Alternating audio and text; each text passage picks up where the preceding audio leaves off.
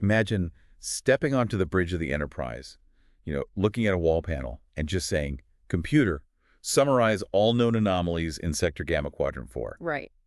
And just like that, the computer gets your intent, pulls data from everywhere, analyzes it, gives you exactly what you need. No clunky interfaces, no weird commands, just pure intention to results. Yeah. That vision, that truly intuitive, powerful AI, the one that seamlessly integrates everything and just works well, it's been science fiction for so long. For decades, absolutely. We've been chasing that dream. An AI that genuinely understands us, not just the words, but the underlying desires. Most AI systems we have now, they're like a collection of separate tools, right? Each does its own thing pretty well, maybe. But they rarely talk to each other naturally. It's all a bit siloed. And that's exactly what we're getting into today. We're doing a deep dive into a really groundbreaking architecture that aims to bring that Star Trek vision to life. Like right now. It's called the Multitronic Operating Realm, MTOR for short. And its practical open source version is RENTAHAL. We're going to unpack how it's designed to be stateless, intent-driven, event-driven, all working on this universal compute plane that can even be crowdsourced. Wow. Plus, we'll dig into its security, the built-in debugger, this frictionless accounting thing, and some really surprising cost savings, which ties into its radical GPL 3.0 openness. Think of it like a unified speech interface for chat, vision, imagine, with killer API integrations to Claude, Hugging Face, you name it. It's a fascinating direction because it really does rethink how AI systems are built and how they interact. It's moving away from those traditional isolated models towards something properly cohesive. So let's start unpacking. At its core, MTOR FlatNet is described as a mathematical framework for state virtualized control architectures, kind of the serious blueprint for this next-gen AI. Exactly. That's the theory, the rigorous foundation. And then RENTAHAL is the tangible bit, the open source implementation. It takes that deep math and turns it into a real-world system for orchestrating AI, making it accessible, usable. Okay, so what really makes it different? Those core characteristics. First up, intent-driven. You said this is massive shift. It really is. Instead of specific commands or clicking through menus, your requests get captured as these formalized intents. It's like a precise definition of what you want, which then becomes this pure logical flow through the system. Exactly. You're not telling it how step by step. You're just telling it what you want to achieve. And the system figures out the how. Right. Which leads directly into the second point. It's stateless. Stateless, okay. The system doesn't keep track of session information between your requests. Each intent is its own self-contained independent event. It almost sounds counterintuitive, especially for complex AI stuff. But if there's no lingering memory, that must simplify things a lot. It simplifies a huge amount, yeah. And that stateless nature fits perfectly with being event-driven. All the communication inside MTR happens through events. Each one has a well-defined JSON structure, and they all flow through this single unified message handling pipeline. Streamlines the whole architecture. And maybe the most impressive bit, this universal compute plane. Yeah. This is where it gets really interesting, you said. A logically flat, but physically distributed network. Explain that. Logically flat, but physically distributed. Does that mean from the application's view, it's just one giant compute resource, even if it's actually spread across tons of different devices? That's precisely it, yeah. Imagine just one big ocean of computing power. But that ocean is actually made up of countless little puddles and lakes, your web browser, maybe a tiny Raspberry Pi Zero, dedicated AI worker nodes, big servers. Anything connected. Pretty much. Any device that can connect and run a node can potentially contribute its power. It's about democratizing AI compute, breaking down those centralized barriers, turning every connected device into a potential contributor. So you bring all that together, intent-driven, stateless, event-driven, this universal compute plane. That's where the Star Trek computer, brought to life, really starts to make sense. It's aiming for that seamless, intuitive, super capable AI experience we've only seen in fiction. It's definitely ambitious, yeah. Yeah. But the architecture lays down a remarkably strong, mathematically sound foundation for it. Okay, let's drill down into that brain, the intent-driven part. You mentioned structured intents. What is an intent here, like practical? Okay, so at its core, an intent is just a simple four-part thing, a tuple, type, target, params, timestamp. Right. So say you tell the system, Chat with the image model. Describe this photorealistically. The type might be chat. Target is image model. Params could be like style, detail level, high or something. And the timestamp just marks when you asked. It's structured data, not just a loose string of text. The system knows exactly what to do with it. So it's like a really specific wish list the system can process perfectly. And there's some serious math behind this. Algebraic intent calculus. Sounds Yes. Hey, it sounds intense, but it's the bedrock of its reliability, you know? This calculus lets intents be composed, nested, run in parallel. It forms what they call a non-commutative ring structure, which basically means it acts like a perfect, unchangeable blueprint for how every bit of information moves. It mathematically guarantees the right time sequence and provable consistency. Provable consistency. Yeah. So in a world where AI can get chaotic, MTOR doesn't just hope it stays consistent, it mathematically ensures it.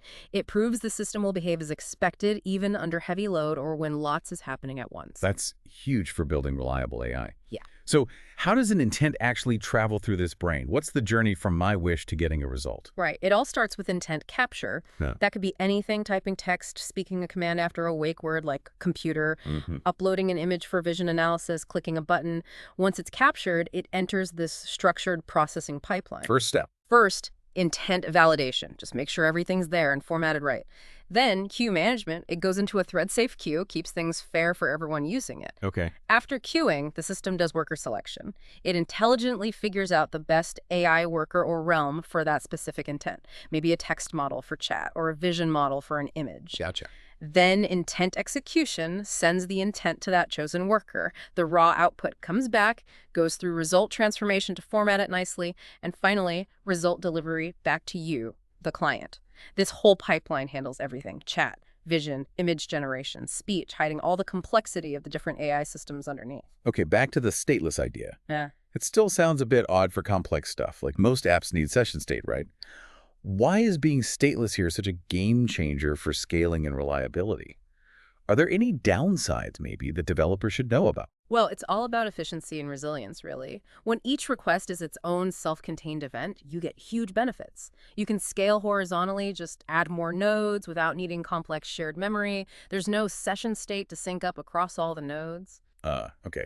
So if one worker node fails, it doesn't kill my whole session or mess up other requests. Exactly. That gives you much better fault tolerance because requests are isolated. Recovering from failures is simpler. You just deal with that one failed intent, not some tangled mess of session data. Right. And yeah, sure, there are trade-offs. Maybe if you were building something super chat-heavy in a more traditional way, you might need to resend context sometimes. But for what MTOR aims for, the architectural simplicity and resilience gains are massive. Plus, you use less memory across the network because nodes aren't holding on to all that session stuff.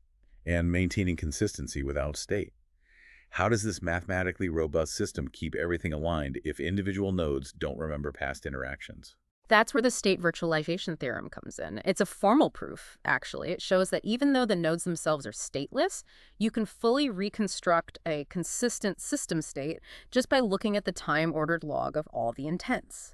Think of it like rebuilding a perfect story just from a complete time-stamped list of events, even if no single storyteller remembers every single detail at the same time. It's a powerful guarantee of integrity. That sounds incredibly solid. Yeah. And making sure all these intents are processed correctly across a distributed network, especially if some nodes go rogue or the network gets patchy. That's handled by the Byzantine fault-tolerant intent ordering protocol.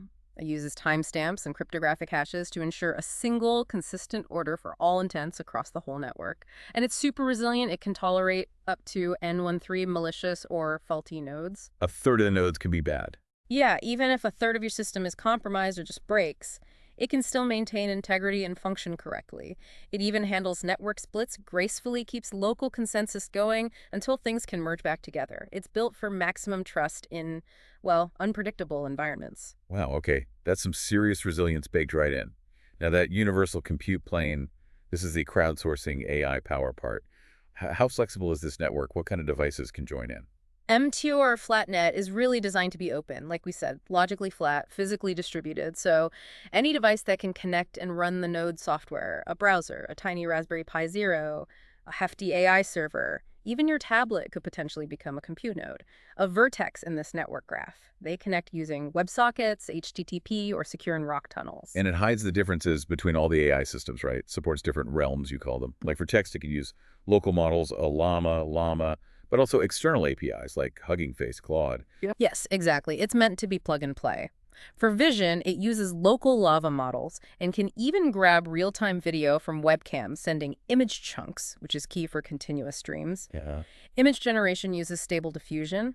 Speech processing uses Whisper for speech to text, and BRA for text to speech, with PITS 3 as a fallback if the text is really long. So that's the unified speech interface for chat, vision, imagine, plus those API links to giants like Claude and Hugging Face, but also running strong models locally. Yeah.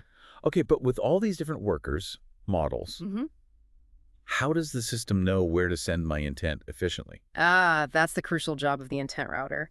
It smartly directs your intents to the best, healthiest realm or worker based on what the intent needs and what the workers can do, checking their current load.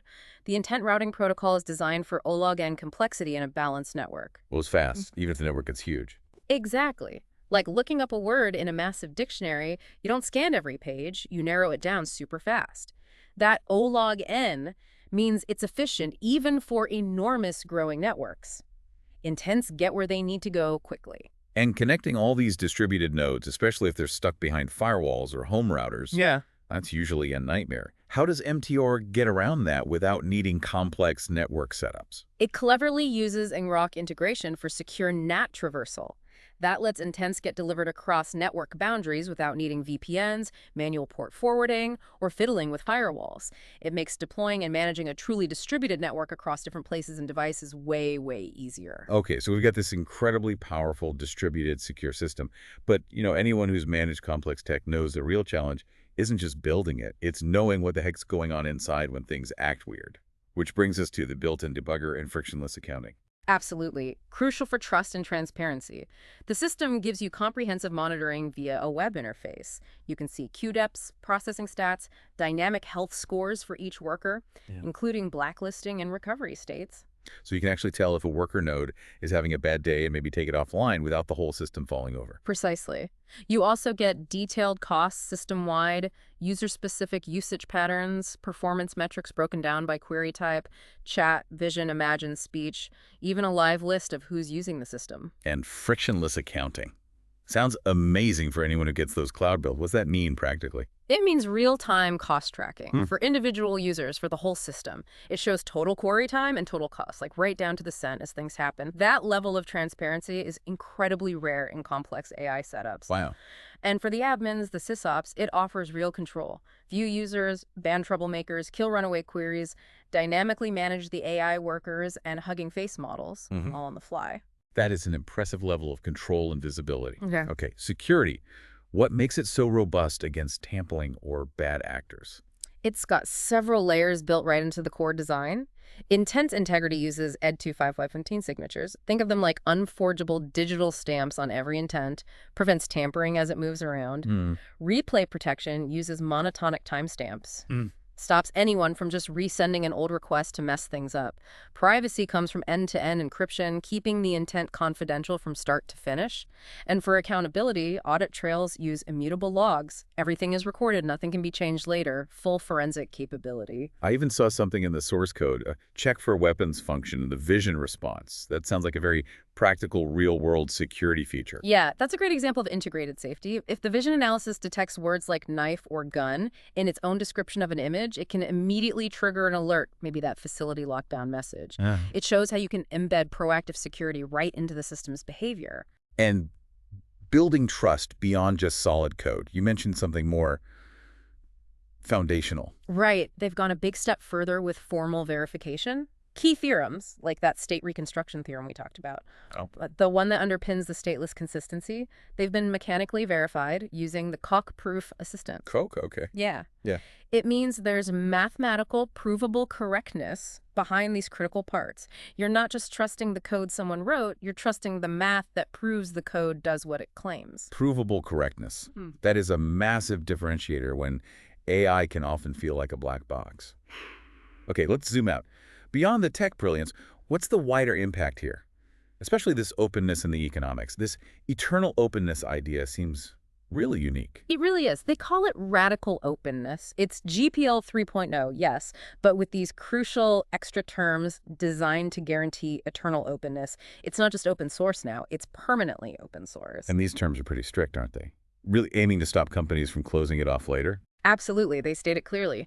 No closed source derivatives. Any derivative must remain fully open source. Also, may no patents. You may not patent RENTAHAL or any part of its original or derived code.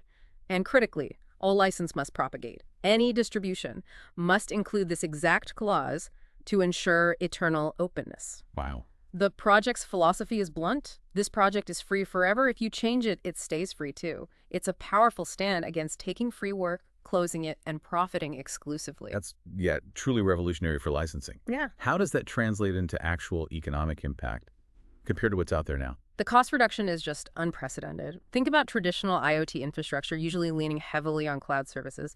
That can run, what, $50 to $200 per device per month, just for operational costs. Right. MTOR flatnet, because it's self-hosted, designed to run on the devices. Potentially $0 per device per month. That's literally a 100% reduction in operational costs. Imagine scaling thousands of devices with basically zero ongoing cloud compute bills. 100%. That's just mind-boggling. And development speed. Does this intent-driven open approach make things quicker too? Significantly, yeah. The intent-based APIs combined with that zero config networking and the perpetually open license that stops vendor lock-in, they reckon it can reduce integration time by 90%. 90%. Yeah. Developers can focus on defining what the intents and getting stuff done instead of wrestling with complex setups or proprietary hoops. It massively accelerates development. Innovation. So with all these unique strengths, where is MTOR or RENTAHAL being used now? Or where could it realistically go soon? Well, currently it's being looked at for a few key areas. First, intimate technology networks, high-stakes stuff needing ultra-low latency, absolute privacy. That's targeting a huge market, like $107 billion apparently. Things like real-time sync across distances, privacy-first processing where sensitive data never leaves the local device, never hits the cloud. That's massive for industries like healthcare, finance, anywhere data privacy and residency are critical. Exactly. Then there's industrial automation. Predictable latency is vital for safety there. It offers great fault tolerance against network issues and that crucial vendor independence because of the open protocols. And thirdly, medical device networks, supporting compliance-ready logging, patient privacy via local processing, and helping different manufacturers' devices actually talk to each other, which is a huge headache in healthcare tech. Makes perfect sense for iPod, GDPR, all those regulations. And looking ahead, what's the future vision? Where are they taking this next? Oh, the future roadmap is ambitious. They're looking at integrating quantum-resistant cryptography, getting ready for future threats, using machine learning for intent prediction, to make resource allocation even smarter across the network, developing a formal specification language for defining intents even more precisely. And expanding the AI capabilities themselves, beyond what it already does. Definitely. Enhanced realm integration is key.